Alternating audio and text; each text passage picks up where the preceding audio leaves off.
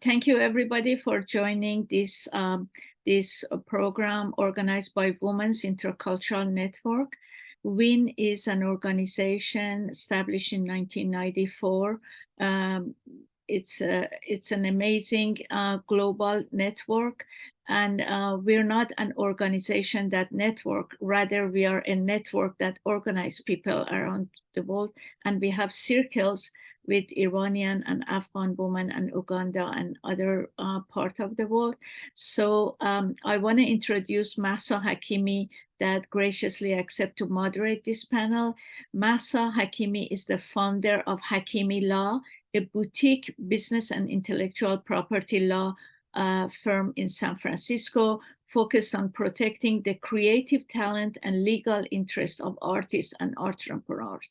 As part of the senior management team, she was the lead counsel for Plug and Play Venture, a leading Silicon Valley startup technology incubator and an early stage investment firm focused on emerging growth technology companies. Ms. Hakimi is an avid LGBTQ and women's rights advocate and has proudly served the interests of communities she represents for the past 3 decades. You look very young for serving the community for the past 3 decades, Mahsa Jan. Throughout the years, she has served on the board of various nonprofit organizations and currently serves as a member of San Francisco Planning Department Community Equity Advisor Council, and as the commissioner of San Francisco Art Commission. So Mahsa Jan gonna graciously accepted to moderate this panel, so I'm handing the microphone to her. Thank you so much, Elijah. It's really a privilege to be here today, having this conversation, which I actually think is essential, as a revolution is nothing without its art and its artists. So history has shown that. So this is a very important conversation we should be having, and I want to thank WIN for doing this. On that note, I'm going to introduce these amazing women on this panel today. So Samira Akbari Hosmai is an educator. She's a business owner and a multimedia visual artist in San Francisco. She explores the universal human experiences by telling her own stories. Her work has been exhibited internationally and most recently at the Young Museum in San Francisco. Not only diversity in the medium she uses is also noted in the concepts of her work. She believes every story deserves to be heard. And I can tell you that she's now, her medium is sculpture, and she's an amazing artist. I've known her and I've seen her work. So Sahar Delijani, she migrated to the United States with her family at age 12 and graduated from University of California, Berkeley in comparative literature. She lived for many years in Turin, Italy, where she wrote her debut novel, Children of the Jacaranda Tree, published in 2013 by Artia Books, Simon & Schuster. Children of a Jacaranda Tree has been translated in 30 languages and published in more than 75 countries. She currently lives in New York, working on her second novel. Ava Homa, also an author. Ava is the award-winning author of Daughters of Smoke and Fire, a story of courage and rebellion against oppression in Iran. She's an activist and journalist with bylines in Globe and Mail, BBC, Literary Hub, Toronto Star, and more. She holds a master's degree in creative writing from the University of Windsor in Canada. Her collection of short stories about modern Iranian women, called Echoes from the Other Land, was nominated for the Frank O'Connor Prize. Her novel, Daughters of Smoke and Fire, won the 2022 Noteless Award and was shortlisted for the 2022 William Sarion International Writing Prize, and is now Roxane Gay's book club pick.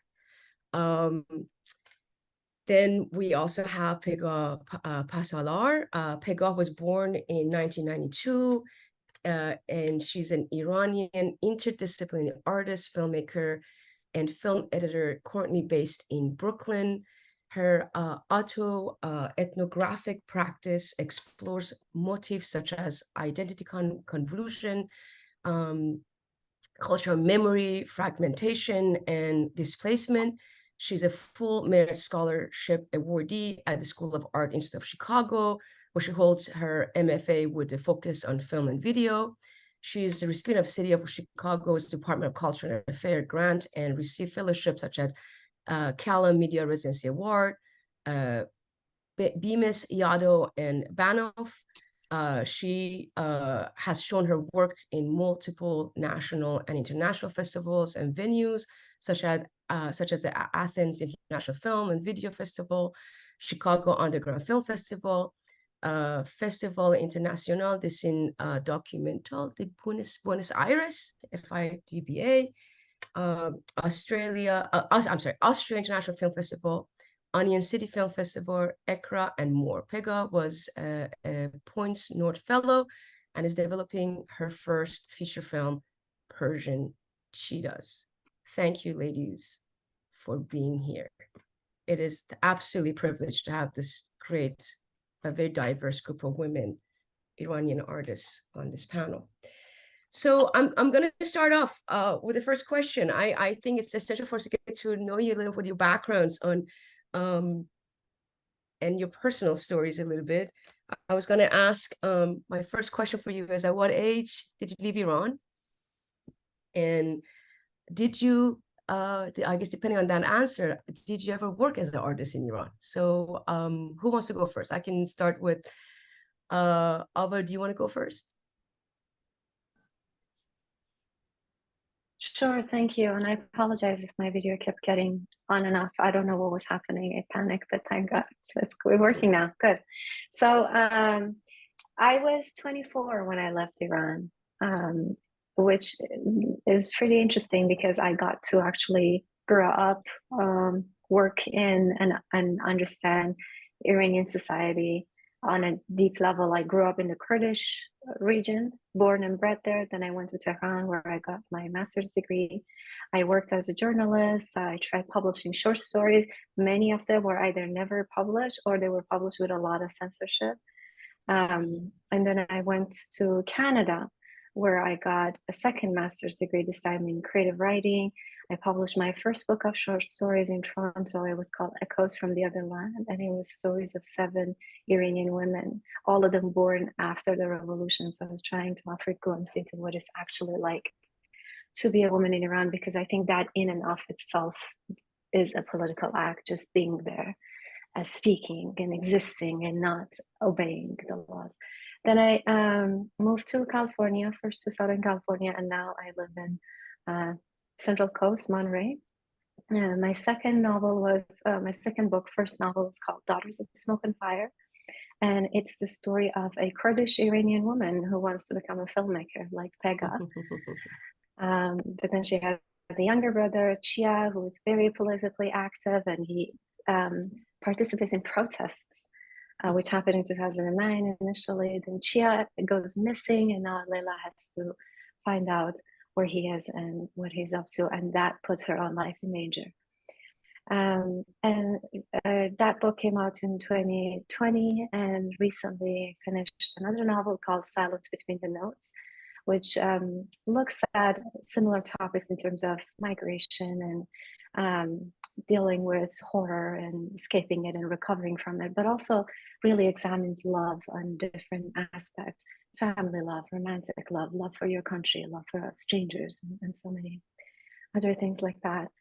That's pretty much about me. Did I leave anything unanswered? No, that's and the question, you did also mention that you worked in, or you actually were writing back when you were living in Iran too. Oh yeah. I was writing both nonfiction as a journalist and fiction, just publishing short stories here and there. I haven't written the novel yet. Yeah, Thank you so much.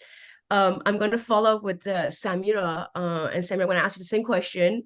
What age when you left Iran, and you can give us a little history if because you all live in the United States now, but I know some of you did not live here right away, didn't come here right away.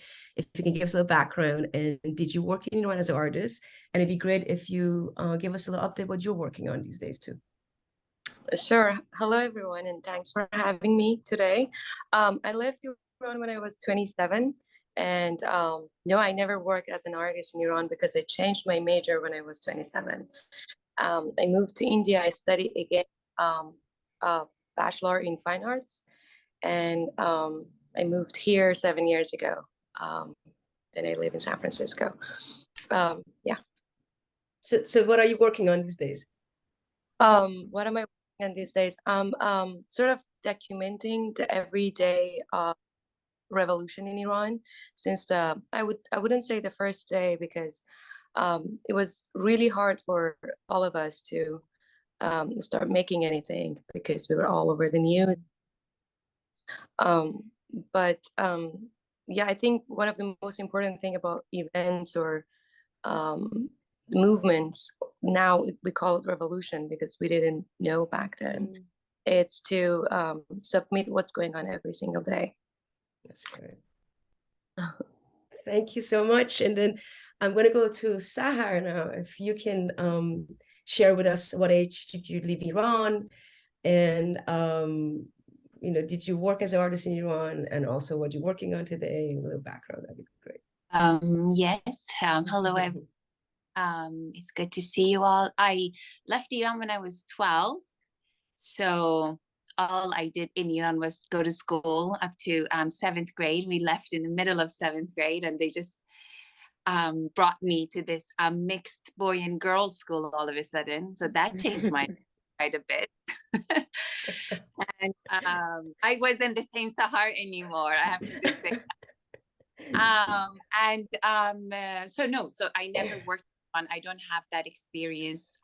In a way, I wish I did, because I think it does, it is very eye-opening, and that experience could be very important in shaping one as an artist and as a thinker. But I didn't have that. So I went to school in California. I went to Berkeley, and I always knew I wanted to write. First, I thought I wanted to become a poet, because that's what we all want to become first. We all want to become poets, I think, most writers. And I did try for quite a while. And then like around, after I finished university, I got my BA and I moved to Italy. And there I realized like my preferred way of telling a story was through actually narrative and fiction, not so much poetry. It took me about 10 years to write my first novel. Well, I mean, I wrote 4 before that. None of them got published. And this was my 4th and first published book. So I know quite a lot about rejections as well. And then, yeah, so that was my experience with the first novel. I moved back to the States in 2017. And I've been working on my second novel. It's been quite a while that I've been working on my second novel, but I'm hopeful now. I think I'm getting somewhere. It's not easy, I think, after the first one. So Ava, you know, it's all, I'm very, I'm like, wow, whenever I hear it, but it's wonderful. It actually makes me both hopeful and sort of like, oh my God, I really need to finish the second novel. And yeah, so that's what I've been doing. But I'm also like Samira, trying to also understand for the past 3 months. I think my life has revolved more around what's happening in Iran than anything else for most of us. And yeah, I think this also I'm not documenting in any way, but I don't know, just like saving videos and photos. I don't know why I'm just saving them, because I don't think this has ever happened for us to watch, at least for me, to watch a revolution in progress live almost. And sometimes I think like we all try to analyze what's happening, but just seeing the images and listening to the people is the best and most clear way of understanding what is happening. Yeah, and so that's more or less me. Wonderful. Thank you so much. Pegah, love to ask you the same question. Love to know when you came, and did you work in Iran as an artist? And if you could tell us what you're working on these days, that'd be great. I moved to the States in 2017 for my master's degree, and I was 25 when I moved. It was just like, I mean, I think 5 years ago. So I still feel pretty fresh in the States, you know. And before that, I went to school to Art University of Tehran, and I studied cinema editing, which was like, you know, kind of like a cinema studies, like hybrid and editing situation. And I was also working on like different artistic projects, but there was not really a lot of venues to show, like, as I don't know, as a student or as like, you know, someone just getting into the art scene. And like a lot of places were like working with the specific artists, like, you know, it was just like very difficult to show in Iran, whether as a filmmaker or as an interdisciplinary artist. And I think it has gotten better since I left. Like, at least I know a couple places opened up that work more with like independent, like emerging artists in Iran, but that was not the case for me. So I would say I had like education, I was working as an artist, but like I was not being shown any in Iran.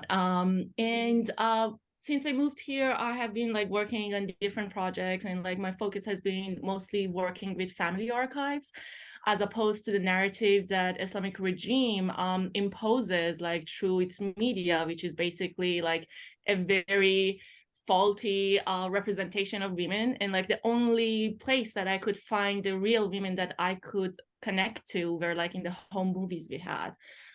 Where nobody was wearing hijab or like wearing like very long you know, outfits. So that was a starting point and kind of opened my my way to the big realm of archive. And I'm currently working on development of my first feature, which is called Persian Cheetah. That follows 3 different generations of forced displacement within my own family. And it's just basically a project that like started a couple months before. The research had started a lot earlier, but I started like, you know, reaching out for funding and just like finding producer and stuff like a couple months before the revolution started. And I'm currently working on that, but like also because every single day something new is happening in Iran, like I feel like I'm also very overstimulated, so I can't like in like, you know, true honesty, like I can't say that like I'm working because like my brain is just like, you know, fragmented into like 1,000 pieces at once, like, you know, across the map of Iran. So I can say that I am trying to develop my first feature. Pegah, I love, because I'm going to use your story and move into the next question I was going to ask all of you, because one of the things as women artists in a diaspora, audience is very important. So there's, you know, when you create, who are you creating for is very much part of the work that you do, from what I understand. I'm not an artist myself, and this is from what I understand from artists that I've worked for, had the privilege to work with in the last 20 some years. So the question I have, and it's funny because both you and Ava said that you worked in Iran, and it's interesting because both of you talked about the limitations. Ava actually said the censorship of writing, and you mentioned difficult and not even being able to show, so they actually would dictate what you can or cannot, which obviously affects also your audience. If I can, you know, add that from my reading into that. So I want to ask you today, while you create, who is your audience? You know, can you talk about that a little bit with us? That's difficult. So I don't know, I think like the notion of like who's my audience as an artist has always like stalked me like through these years, like, and I don't have a definite answer to that. I think your audience shifts, like, you know, based on where you are, based on where you're showing, based on who is engaging, and based on what the zeitgeist of like the moment you are creating is, where is at.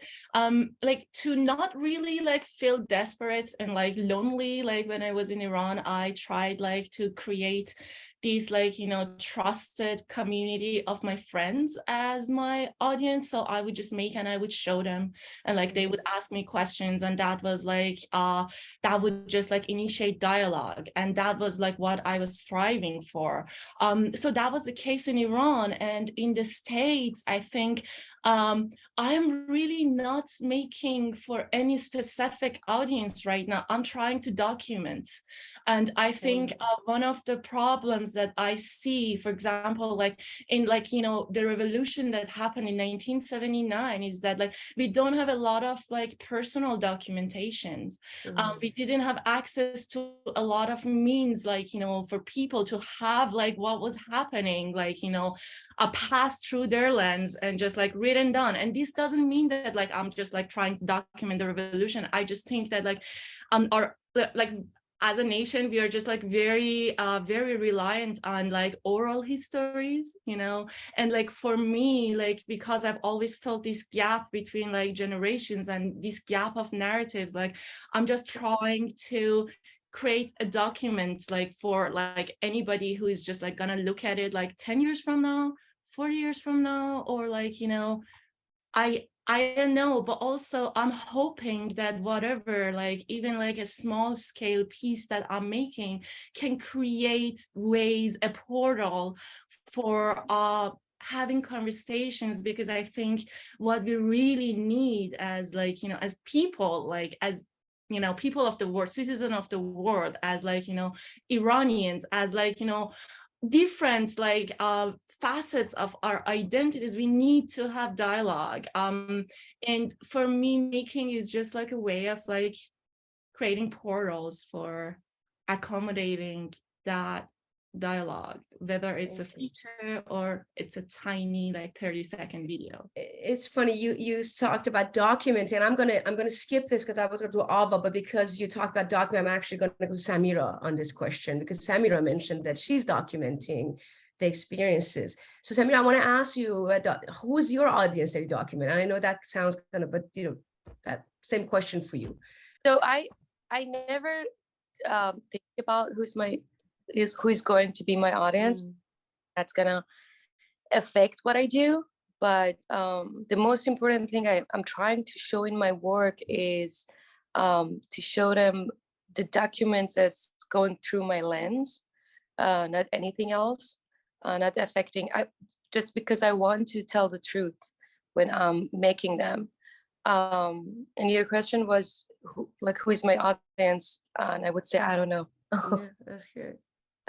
So I'm going to come back to Ava now. And the reason I asked this question really is because for the artists who actually did work back in Iran, I'm wondering if that audience changes now that you work in you know, in the diaspora. So my medium as a novelist is language, and the language changed. I was writing in Farsi back there. Now I write mostly in English, some Kurdish, some Farsi. I still try to make sure that I write in 3 languages so I don't lose it. But in addition to that, so about my experience when I was in Iran, I paid a price for writing. Publishing was extremely difficult. Engaging with a segregated world was difficult. It was a political act, but there were a lot of obstacles. But Iranians were and still are an avid community for reading, for philosophy, for arts, for literature. So it was just a matter of crossing that bridge and putting a work out there mostly. When I went to Canada, I was amazed that I could now write in peace, that there was no immediate threat for what I was writing. But then when my first book came out, Echoes from the Other Land, I realized that the difference that, okay, so no one is holding a gun to my head saying, Ava, you can't write, you can't talk about women's rights and stuff. But there was no one who was actively listening to me. I realized the difference between being left unheard because of the hierarchy of voices that exists in the Western world and the immediate threat that exists in where I come from. So there was a moment of disillusionment and disappointment. I could put my work out there after a lot of rejections that Sahar talked about, and I completely share that. But when you put your work out there, it doesn't mean you're being heard. And so, but then I had to overcome that sense of disillusionment, because as one of the few Kurdish voices out there, I have a responsibility You know, I've been given this gift of voice, and I have untold stories to share. So I have to push forward, because so many other under horrendous situation, like in Evin prison that Sahar is written about, are still writing and they're still speaking. So I couldn't stop writing in the freedom of North America. And then so I thought about it, okay, so reading is a private act that connects us across centuries and across continents. So I thought, I do have a community of readers. I don't know who they are. For example, I love traveling through books. I love being able to read books that are set in Africa, in Asia, in places that I can't have access with. In the safety of my own home, I can travel there, understand their history, their culture, their psyche, their background. So I thought, there is a community out there. I can't say where they're from, but there is a community of readers who love traveling through books, right? And I thought definitely Iranian readers would also be interested in having access to an authentic Kurdish world, because of so many false representation of Kurdish population is because of that lack of access to an authentic world and to an in-depth world. And then when Daughters of Smoke and Fire was put out there, I was constantly and delightfully surprised by where it traveled. I got a picture that really made my day. Like Sahar, I spent 10 years on writing Daughters of Smoke and Fire. I braved so many rejections, so many racist comments that said, why are you even writing? English is not your first language. And yet, despite all of that, I persisted. I sent the book out there, and I got a picture of a few Kurdish girls in a refugee camp in Greece. And there is this 10-year-old girl who has held the book in her hand, and she's looking into the camera and smiling.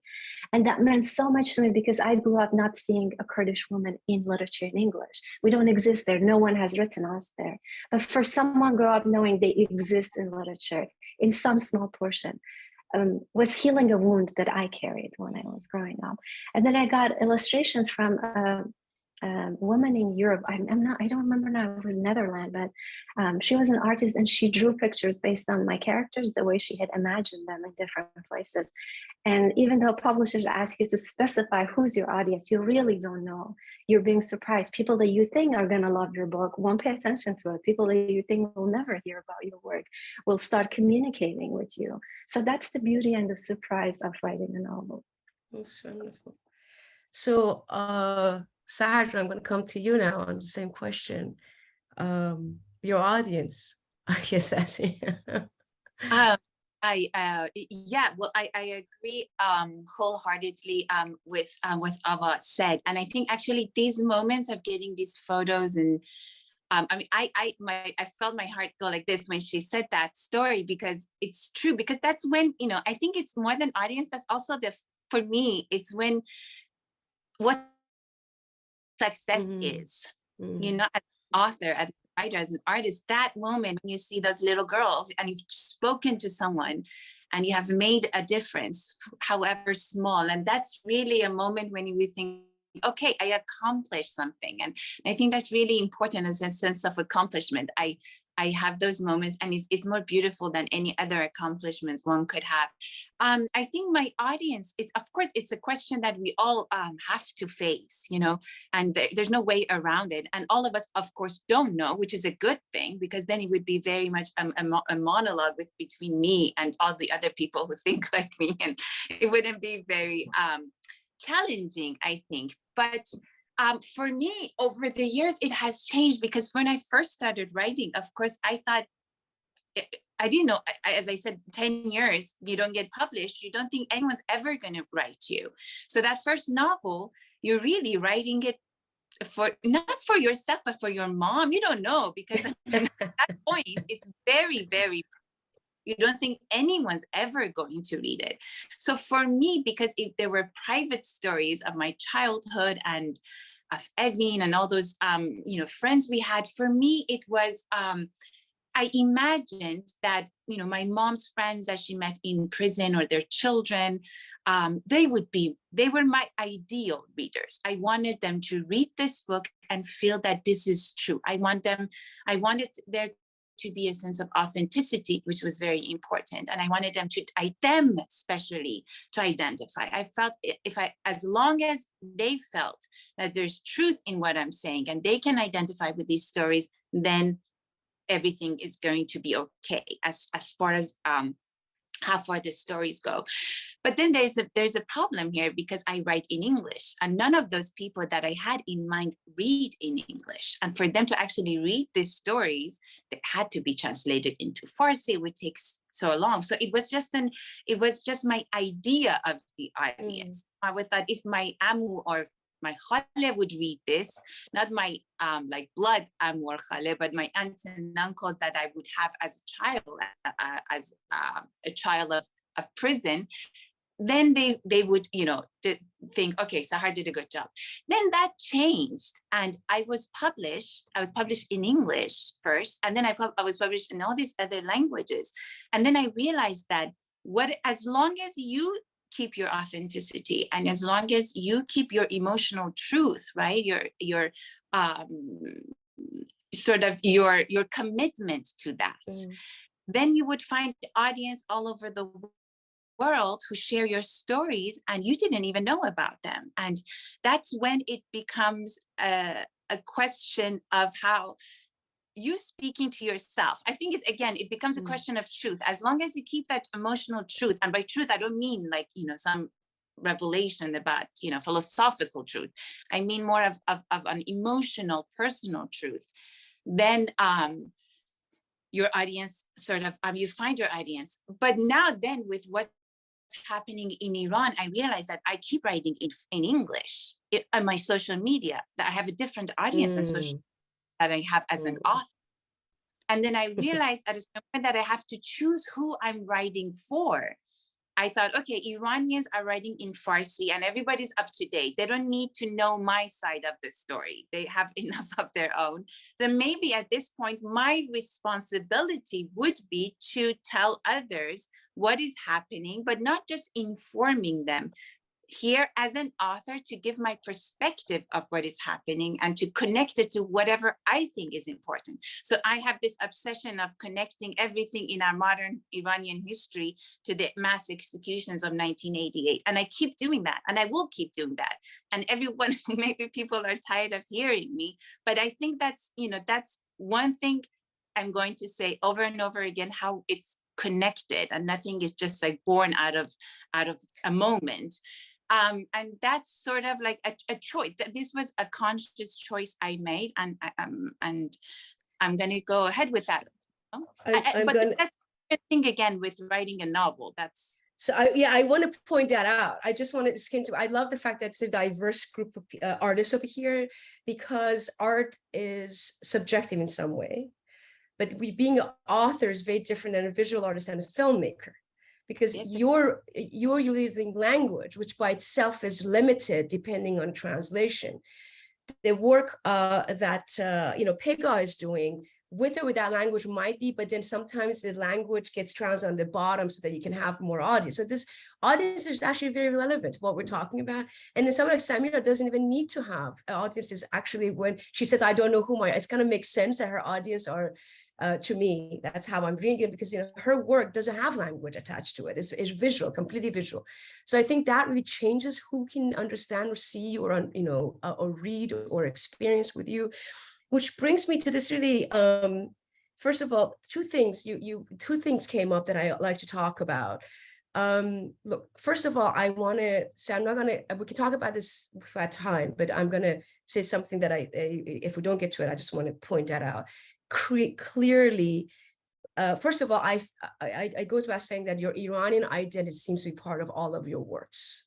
All four of you seem to embed that in part of what you're doing, whether conscious or not. I'm even more conscious than unconscious, really, as being artists from Iran who live in the diaspora. But the other thing that the reality of it is, as you all kind of mentioned, in the last 2.5 months, we are all affected. All of our traumas, we all share a common trauma, especially as an Iranian woman and as a woman, not just the Iranian. This is the intersectionality of this movement.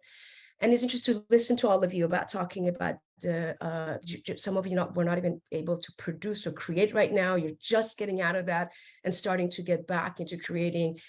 So two things I like to talk about.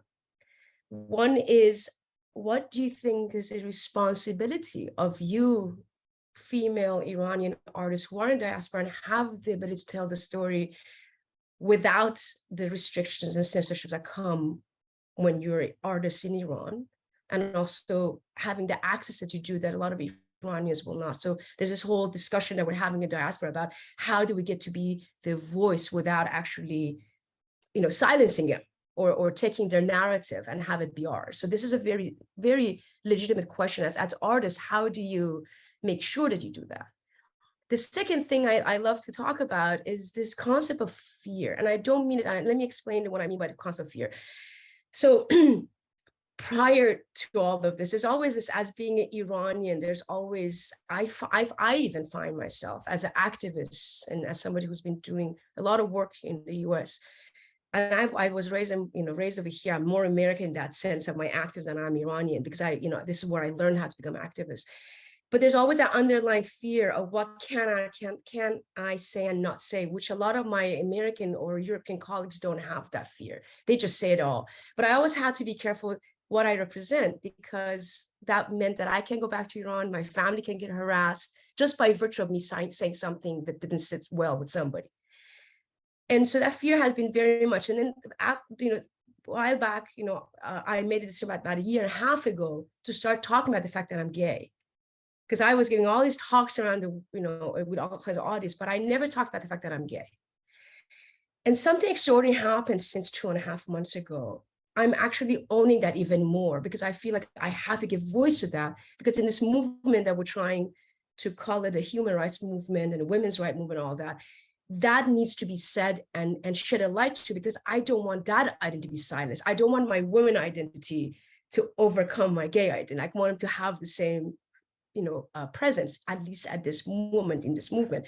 So I just want to ask all of you and have this conversation with you about how, first of all, you know, how do you feel that that's playing out? And you obviously got affected. And I want to know, is that playing out for you? Are you finding to be more bold, or are you still holding back in how you're expressing yourself as an artist?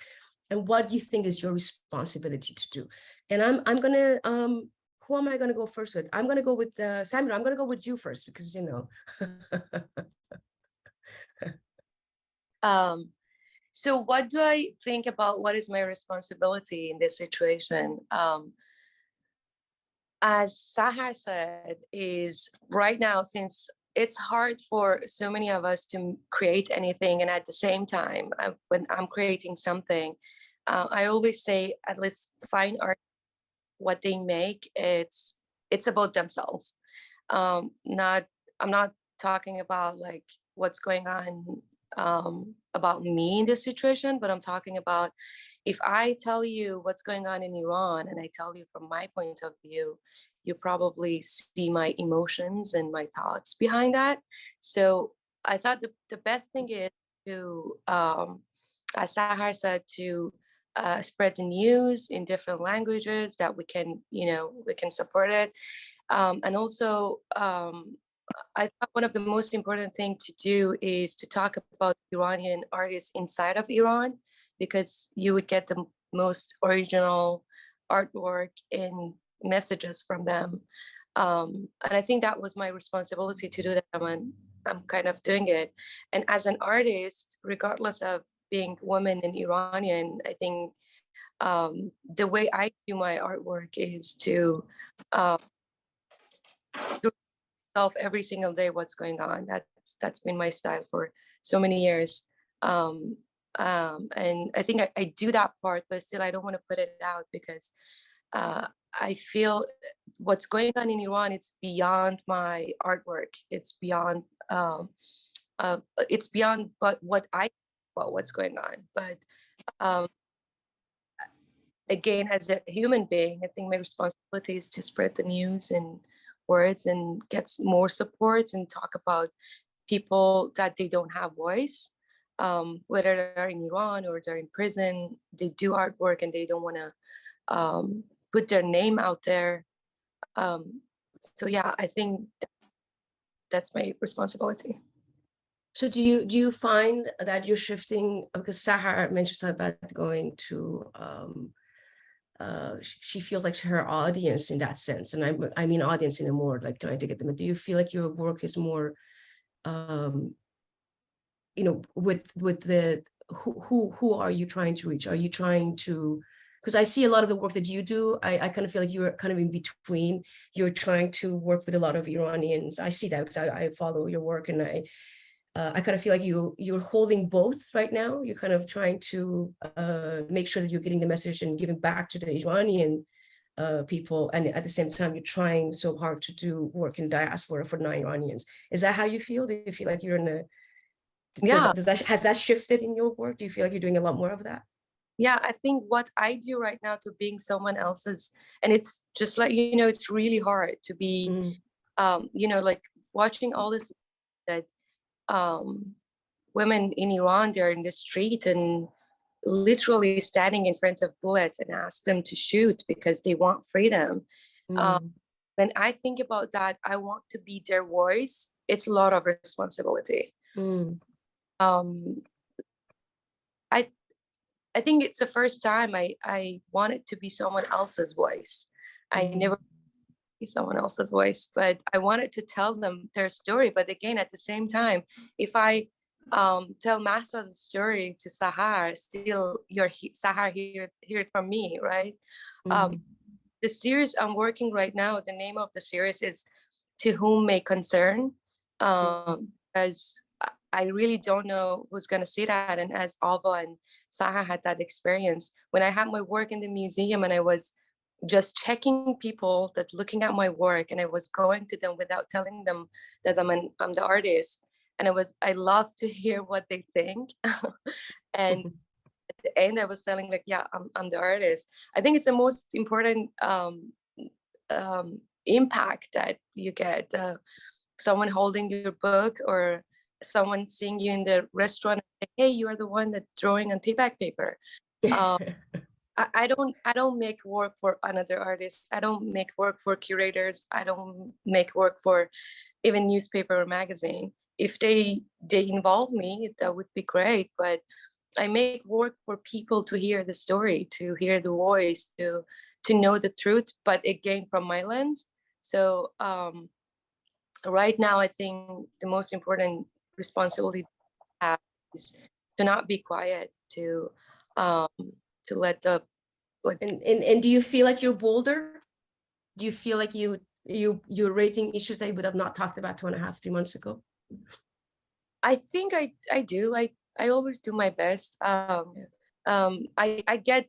But my question is, are you getting inspired by the boldness of these people in Iran, the women in Iran? Are you feeling, if they're standing up to the government of Iran, do you feel like you're bolder in telling stories that you might have not been doing because of concerns about the government and who they were targeting, how they? I think. Does that question make sense? What I'm asking, does that make sense? Yeah. But I want to put it in like in all the feeling of fear to answer your both question. I think yes and no at the same time, because how could I feel more like more courage when I know by me talking, it might be my family get hurt, or like the first thing I did was unfollow all my family members on social media, and I let them know that the reason I'm doing that, or even if I have a chat with anyone, I'm deleting it. The fear is always with us. Like I think when we were born in Iran, that fear was born with us. But at the same time, I think we have to walk with the fear. I have a really good relationship with fear, and I believe fear is like it, like talking around you. And you have to hold it and walk with it, because otherwise it doesn't let you to go anywhere. And I think all people inside of Iran or outside, whatever they do have the fear. They're not fearless. We never we cannot be like living without fear. And for some of us it's more and less, and I hold that fear, and I love it, because it makes me to have the courage, I think. Thank you for the answer to that. So Ava, I'm going to come to you because somebody who was writing around, and because also you have a background of your Kurdish background. I think that also is very much part of this movement and this conversation. Can you talk to us about that? This issue of, and as I said, I don't want to fear. I just want to know how much bolder are you feeling, and how much because of what's happening last 2.5, how is it affecting your work? So I wear this, an artist hat, that's literary arts, also an activist hat and a journalist hat. I think my artistic side has been pretty much paralyzed, but as an activist, I've been a lot more active and a lot more courageous, because there's so much need for help that I feel like if I spend my energy on self-pity, then I'm just really betraying people who don't have my privileges and need a lot of help. Also, as a journalist, I've been writing a lot more, just publishing so many articles within the past few months, more than I usually would. And I don't know where the energy comes from. It's usually, I don't really have this much to write about in such a short span of time, but as I keep watching the videos and the images, I have more and more to say. And it feels like I want to shout pretty much every time, all the time. In terms of my writing, when my novel Daughters of Smoke and Fire came out in 2020, it was the worst possible time because it was May 2020, right in the beginning of COVID, when all my interviews, my public appearances, they all got shut down, right? So here's me spending a decade of my life writing this story, and it finally is in the world. And right then the world is grieving so much that I can't even complain. I don't even give myself the right to complain about how unfair it is.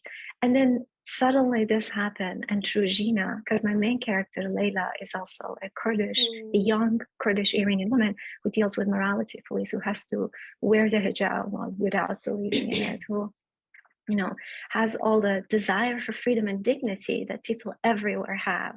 But her crime is that she lives in Iran. And she comes from, of course, Layla's story. My protagonist is different from Gina. Gina's story is very, Gina, also known as Mahsa. I call her Gina because that's the name her mother called out at her funeral. And I need to honor her name and her mother, what her mother called her. So Gina or Mahsa basically represented the three groups that are at the forefront of the resistance today. She was young, and a lot of young people have been leading this movement or revolution. She was a woman, and we see women have been at the forefront, and she was Kurdish, and Kurdish people have been paying the biggest price for this because the suppression is so much heavier over there, and therefore every time I remember all this grieving, like for the families who can't even afford to hold a funeral for their children who have been killed, it just becomes extremely difficult to talk about.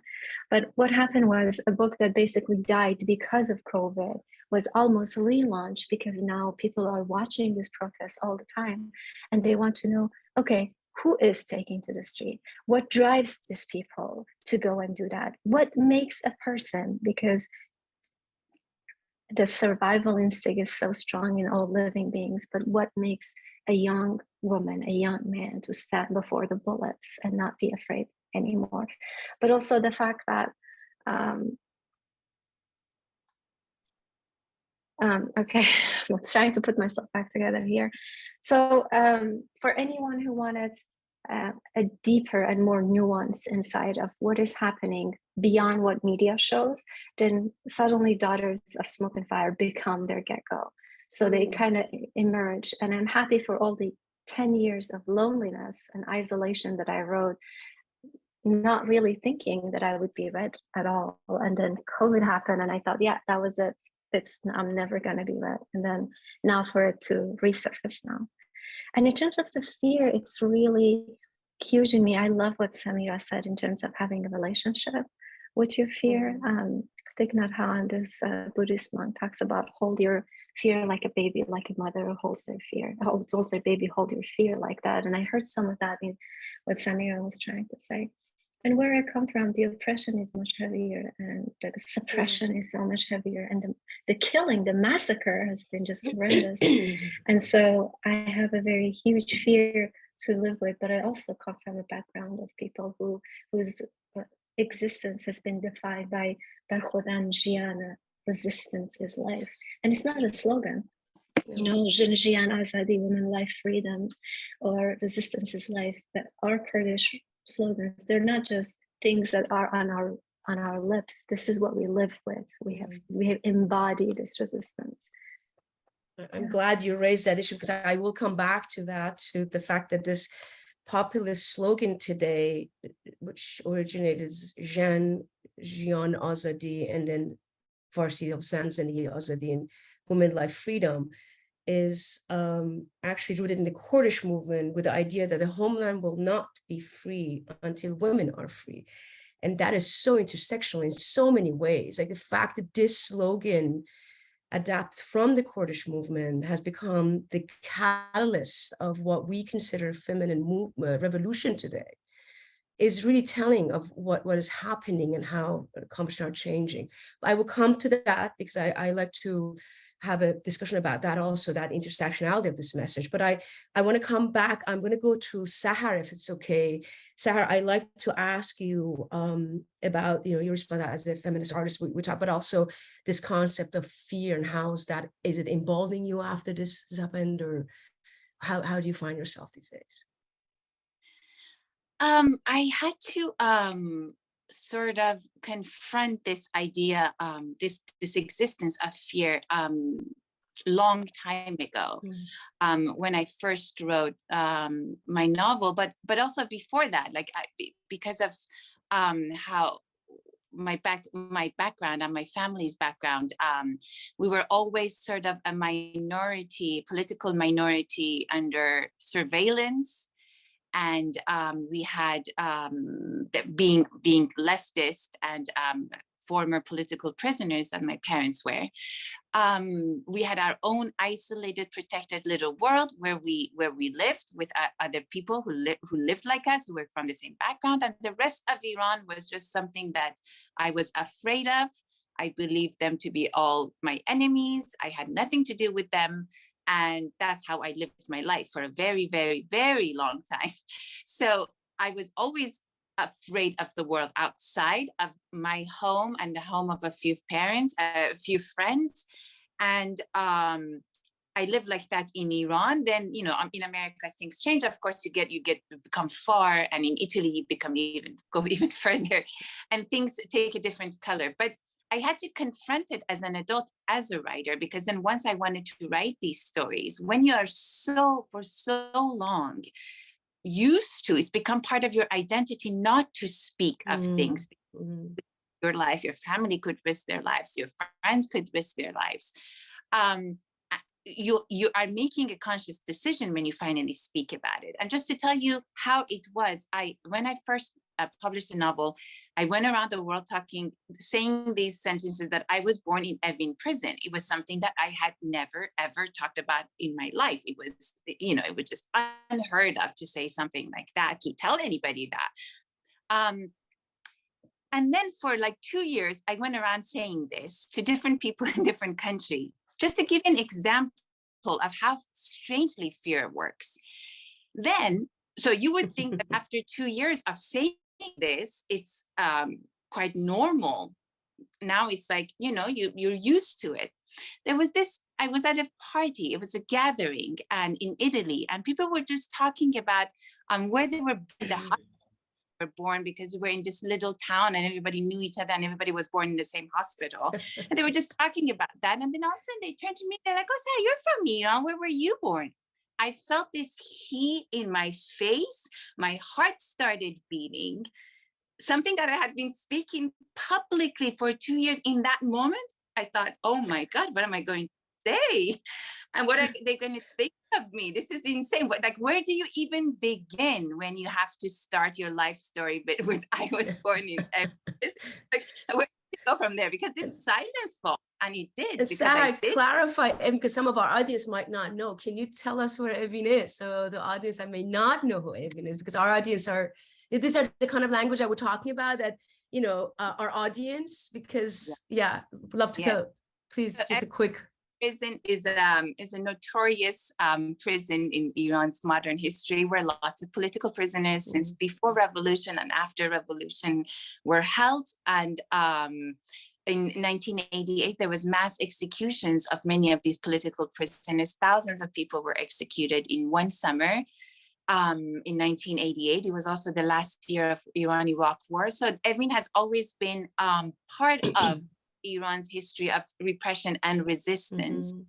And it's always present, no matter what happens, no matter where we go, no matter how we tell our stories, somehow Evin prison always comes up. And not because there aren't other prisons, there are even more horrible prisons, but Evin throughout history has taken this sort of notorious place.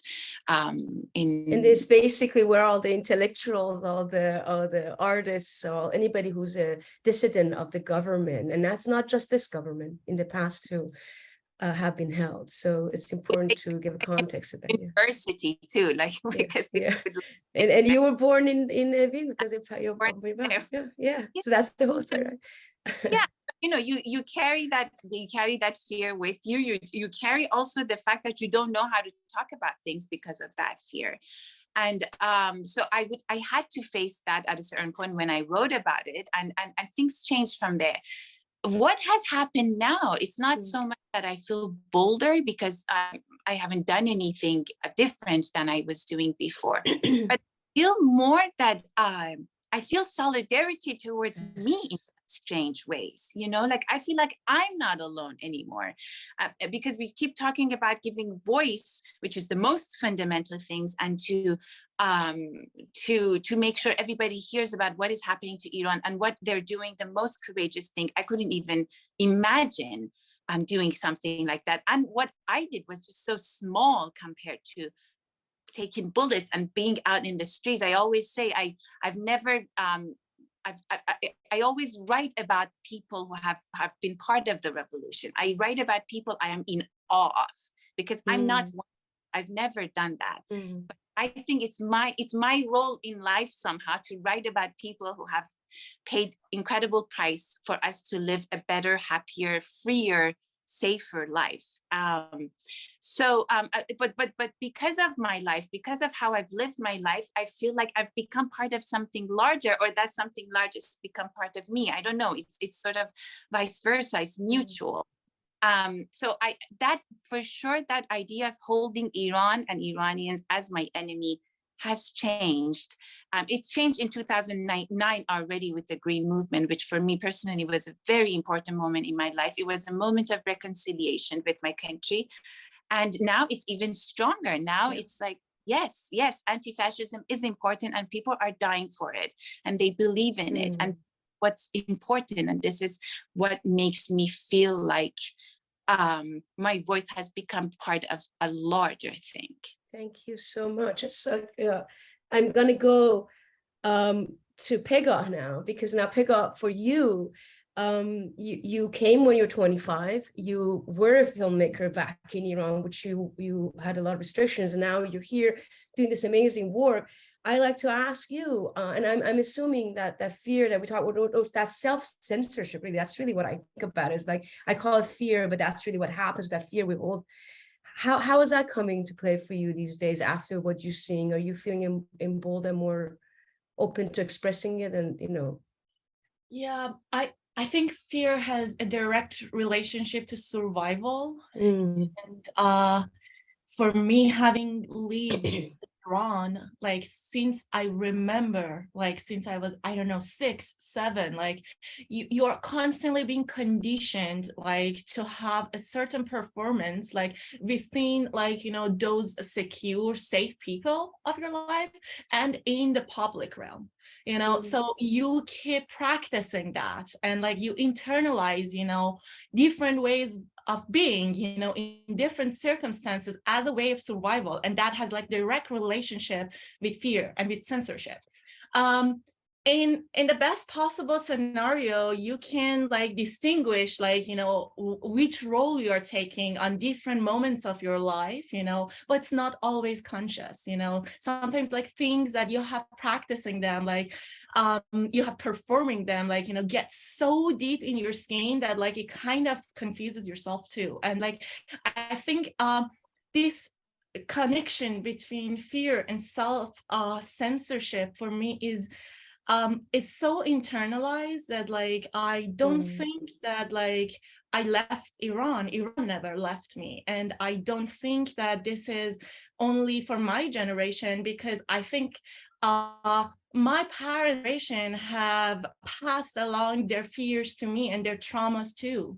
And it's not been like, you know, always like, you know, a paradise, like even like when like, you know, before the revolution happened, you know, there's the like Iran is this country that is always like, you know, rebelling against what is not working. Like couple of days ago, I was crying and I was just like, you know, talking to a friend, and I was just like, you know what, I would have given so much, whatever I could, to just not have been born in this time of history.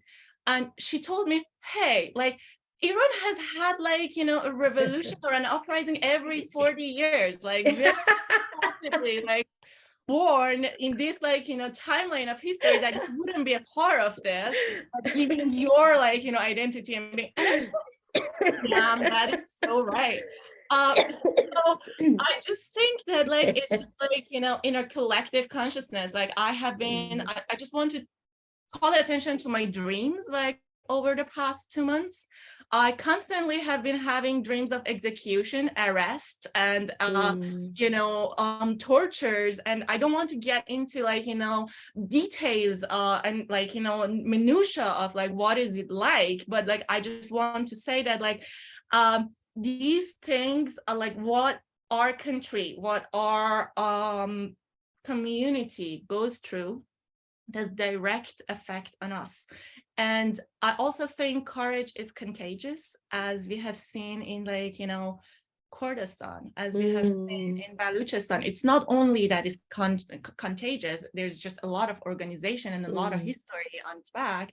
But I just want to say that like I feel that right now, although like I have to deal with my own demons, like having grown up like in Islamic Republic in my most forming years, I still like feel like support, like, you know, from my community these days, because like every single time like I'm thinking about, okay, how am I gonna do that? Like, you know, somebody like comes and say like, "Velesh kon baba, leave it, like it's gonna take it easy, it's gonna happen," you know. And this is I think this is important. Like I can't undo who I am right now, like, or the life I have lived. I can just take this moment as a moment of recognition and like try to move forward and remember. Like I think remembrance and memory like does so much for us, like to remember like what is happening, what has happened, and what is going to happen, like, and that comes like from like, you know, reading, talking, knowing the history. But I also want to say something else that like, you know, makes me overcome, like helps me to overcome a lot of fears that I have, and that is like the power of imagination and like, you know, thinking about like 1 minute after they are gone, you know, what is gonna happen then. And like that, like just like imagining that like is just gives me so much power that like, you know, that like also brings me so much things to think about. Like, you know, recently I saw this Instagram of like, you know, a couple artists that they were just like getting together to revisit the Constitution. And like I was just like thinking about the fact that like this is something that is, I wouldn't have even thought about it when I was in high school and the green movement happened. And like, you know, this is just like out of my imagination realm, and this is radical. So this power beyond like, you know, behind radical imagination, I think is something that like like, you know, fuels us and pushes us forward. And I try just to hold on to that. Thank you. I'm really privileged to have this conversation with all of you. You are, yes, you just elevate the experiences for me, and I really appreciate all of you for what you're doing, because as I say, so one thing that is very clear in this conversation for me, and this is not just this guy, just believing this, as the artists are the storytellers of our time. And clearly you all message that through your discussion about how we all talk about giving the voice, but really you have the power and ability and the talent to do that, and you really do a great job at it. So thank you, and keep shining. I really encourage you. I know it's been very traumatic and emotional this last few months, but I have no doubt that some great work is going to come out, and you are going to be a great voice to our people, especially our women of Iran. So what I hear in the conversation is interesting. I hear the word solidarity, which is really what I've been experiencing a lot, and also I hear the hopefulness, but I also hear the collective trauma. And I think that's really, I'd like to now pivot into this next conversation I'd like to have with you. I'm going to have 2 more questions, and then we're going to open it to the group for questions. So if anybody has questions, please put it into the chat, and I will start reading that. So please do that. So the issue, and I raised this popular slogan, which is rooted in the Kurdish slogan, Zan Jiyan Azadi, Zan Zindagi Azadi, and women left freedom. What has been really, for me as an activist, what has that stood out is like, I don't see this as just a regime change. It's that to me is given. It's like, that day after I can envision it. I can see that's happening. And it's not just a movement or a vision. To me, the intersectionality of this message, in which I have found in the 3 decades of activism I do, and I've been doing a lot of LGBT and women's rights activism, but this has been a turning point, a tipping point. It's like the catalyst to me, for me in my life experience. Because when I talk about Iran now, and this movement is not some third world country out there trying to just overcome the oppression. It's actually a slogan that's actually resonating with non-Iranians on a global level for the discussion that we really have a hard time uniting people on, which is the gender segregation, gender apartheid. And this is so beautifully embodied into this message. But also, it's not just about the women. It's really about human rights and dignity and right to self-determination in a way that I don't think we have had any movement collectively represent that in one message. So I like to talk to you about that. I like to ask you about how does that resonate with you as a creative, as a storyteller, as an artist? And do you feel like you're in the work that you're doing right now, or envisioning that you're going to be doing around this, do you think you're going to be incorporating that in your work? So who should I go first? I don't know. Pick somebody this time. How about Pegah? I go with you. Can I pass? I really need to get some water. Oh, sure. Okay. Who wants to go? Oh, do you want to go first?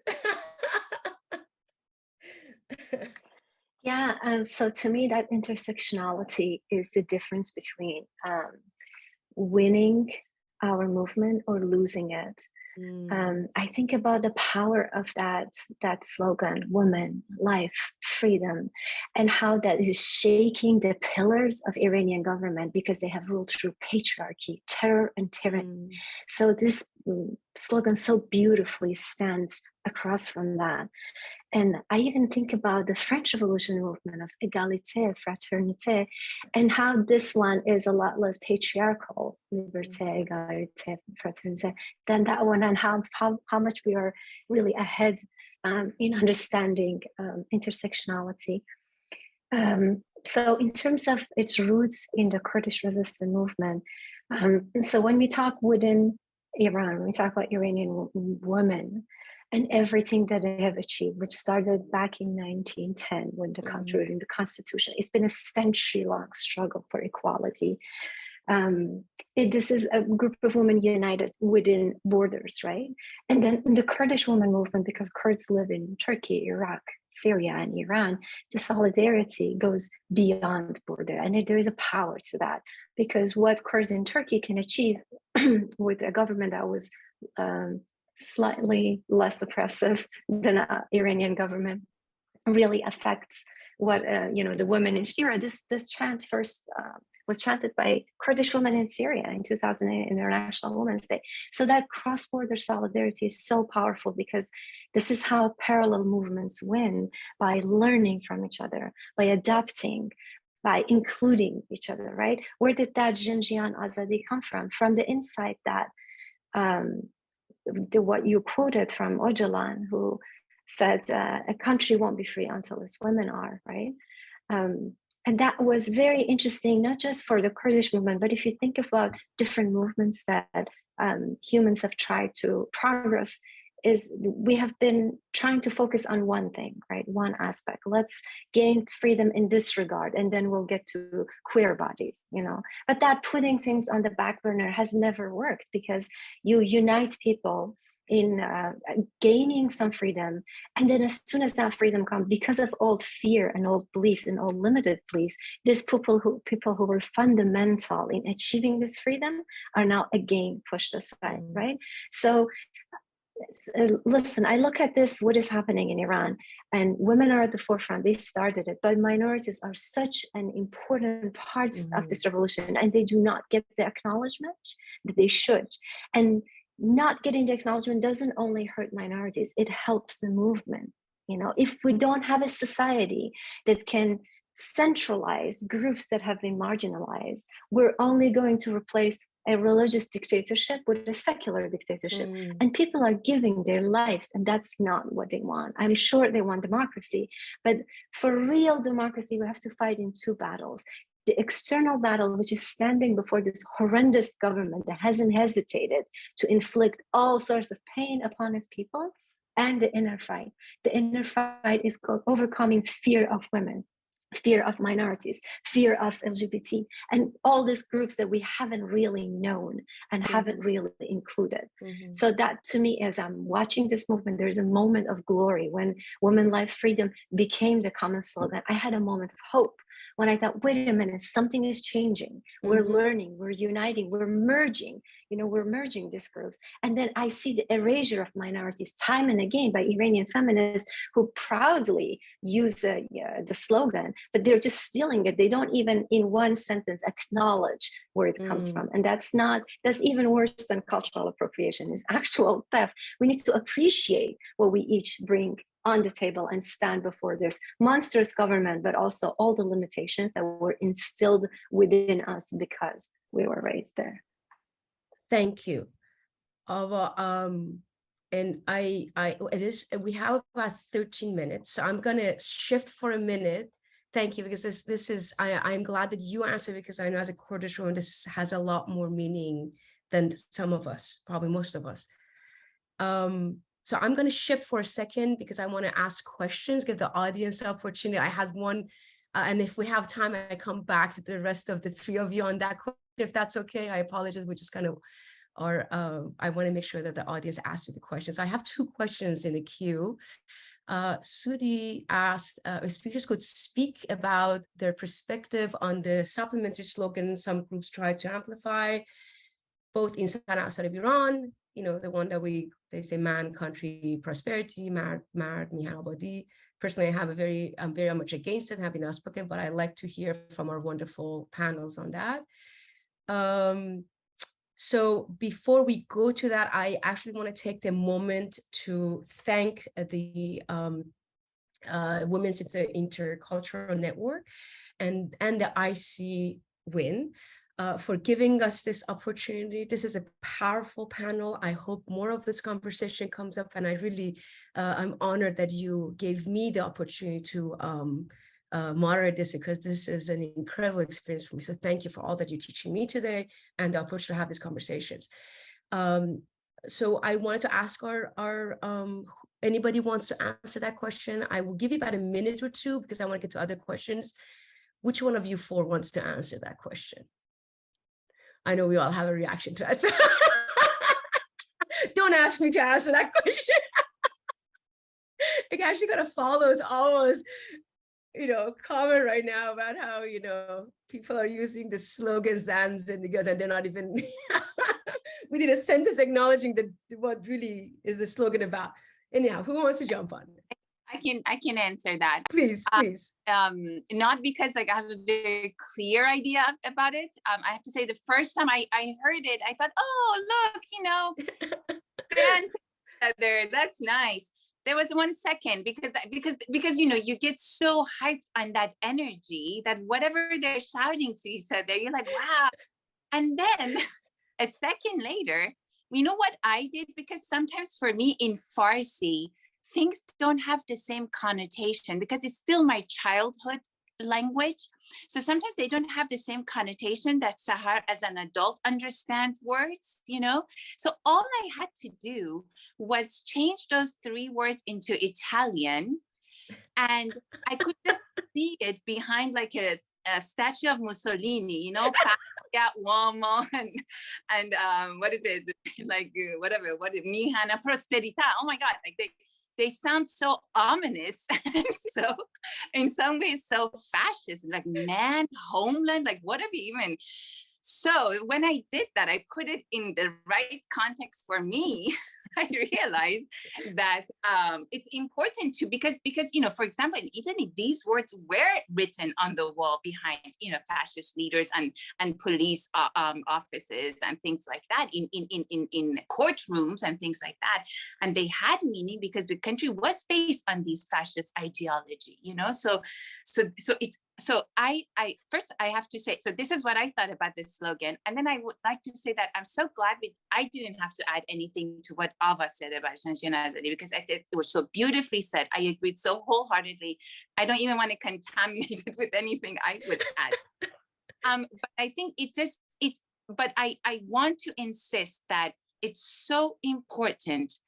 It's like as if woman life freedom is that light that's leading this revolution in progress movement, whatever we want to call it, whatever that's going to change, not Iran, hopefully in some ways have incredible impact on the entire world and the Middle East.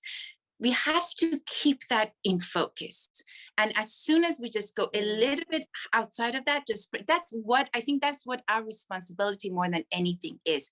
Keep the dialogue on woman, life, freedom. Keep talking about it, keep moving forward with it. We're not going to lose, as she said, if we keep moving with these 3 words. And as she correctly said, how wonderful it is in history that we progress and we move forward. And from the slogan of the French Revolution, which at the time was so radical, we have moved on to something so much more inclusive, so much more diverse, and so much more democratic as well. So that's all I wanted to say as well, just to point to that forget about everything else. Let's keep to woman, life, freedom. And I think we can just keep on the right path. And it's also because it's very inclusive. That covers everybody. Whereas men, land, basically, your property, like, just a mihan, which is limited, that separates you. What is a mihan? There's like boundaries to all of that. Whereas Zan's, and because it has no boundary, but that actually is very physically bounding you. Anyhow, so we can go on about that itself. Is the Anyhow, if you want to, yes, I see Pegah, please go ahead. You can add to this. Something that, like, when we were in Iran, we knew when things like what was the right thing, when you would see what Islamic Republic was putting on the banners.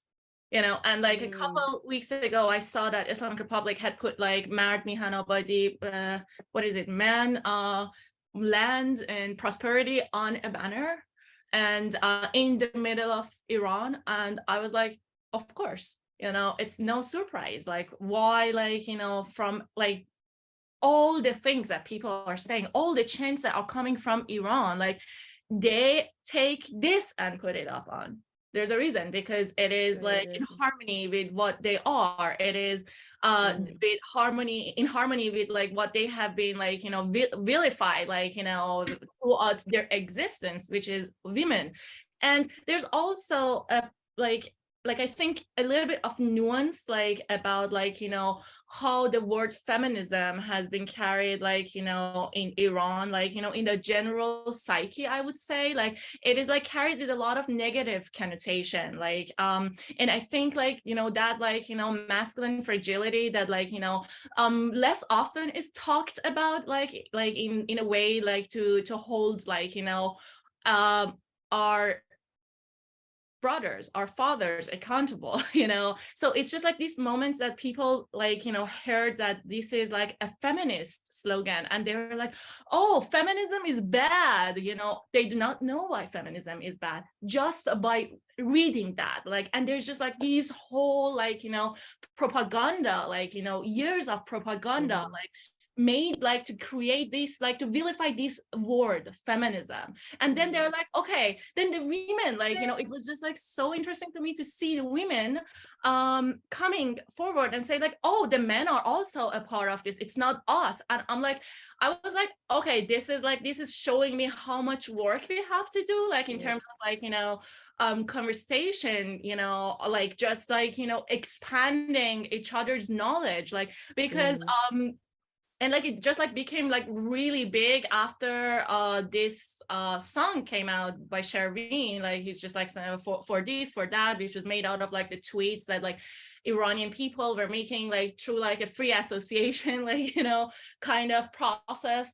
And I just think that it's something that the government definitely benefits from, like in every patriarchal system, because that is what they're made of, like, and patriarchy, like, you know, absolute like totalitarian patriarchy, like is just like equals fascism, like, and not always like people who are using certain words know the historical layers that is attached to it, like, and we have been like, as Iranians, we have been like very isolated for a long time. So this thing started so many like at least I want to look at it constructive debates, you know, and I appreciated that, like, for the first time the rhetoric of Islamic Republic and like the figures of speech they use, the rhyme, the rhythm, like, you know, it was being criticized.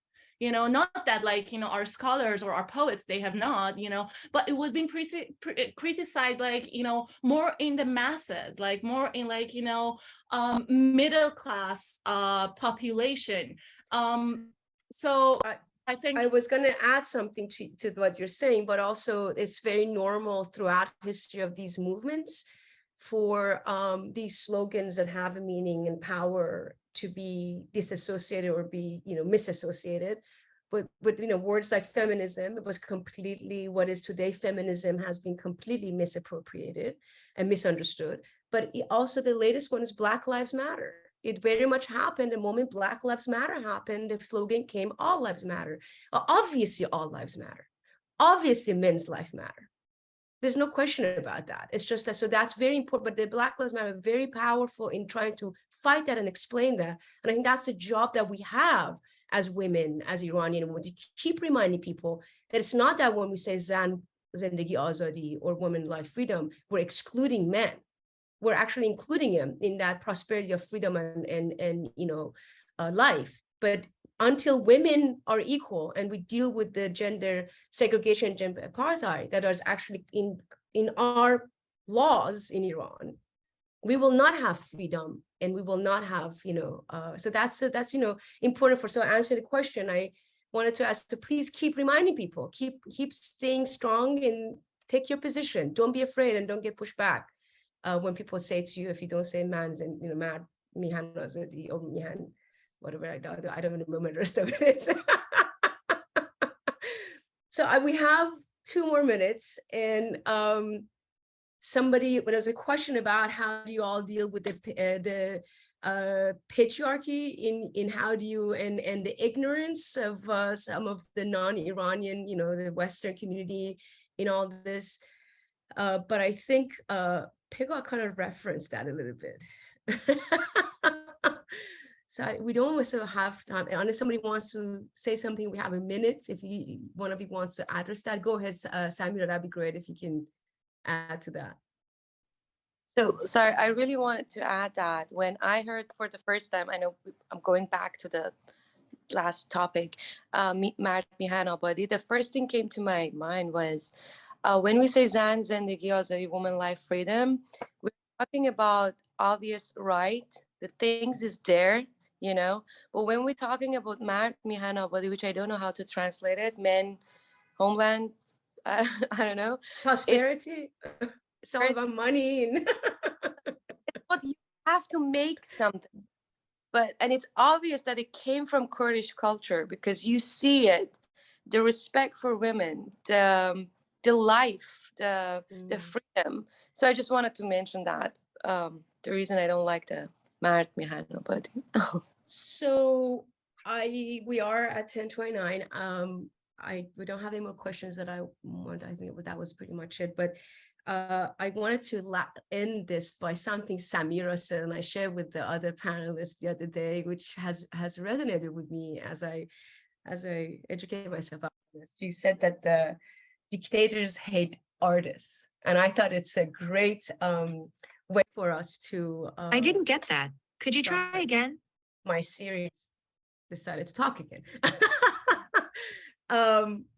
So I thought it was a great way to end this because that made me think a lot, and you're absolutely right. And I want to share that. And so just know that while they might hate you, your work, you are the storytellers, and that's all that's going to stay from us. And so thank you for all the work that you do, because it really, you are the way to document, preserve, and tell the stories that a lot of people don't have the voice and ability to express. Any last things anybody wants to say before I go to the thank you? I just wanted to say that artists hate dictators as well. It's the mutual feeling, right? It's a badge of honor that every time dictators get to power, they go after artists and novelists because of what Pegah said, the power of imagination. What all dictators want to do is rob you from that thinking that another way of life is possible. And as soon as imagination sets it, they're threats. And so I am proud that they hate me. It's my badge of honor. So thank you, Samira Jan. Thank you, Samira Jan. It was amazing conversation. I am so thankful to all of you, Sahar, Ava, Pegah, Samira, and for wonderful facilitation of Mahsa for this conversation. Thank you on behalf of Women's Intercultural Network. I want to thank all of you. Let's keep in touch. We only together we can make change possible. And follow us. Just last night we submitted a proposal for 2023 Commission on the Status of Women for NGO, and the title is Let's Hacking Gender Apartheid in Iran. So we all on that together. Keep you posted, and thank you all the audience. We're going to post this recording to our social media and to the website. Stay in touch. If you want to direct message me after this meeting with your email, we have newsletter, and also the link of this recording will be shared in our newsletter. Thank you very much, and have a beautiful day. Thank you.